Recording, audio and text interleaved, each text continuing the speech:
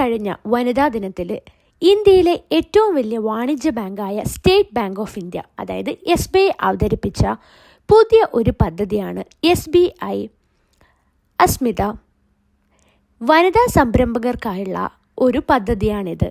വനിതാ സംരംഭകർക്കായുള്ള ഒരു digital loan പ്രൊജക്റ്റാണിത്. ഈടില്ലാതെ കുറഞ്ഞ പലിശ നിരക്കിൽ വായ്പ ലഭ്യമാക്കുക എന്നതാണ് ഈ ഒരു സ്കീമിൻ്റെ പ്രത്യേകത.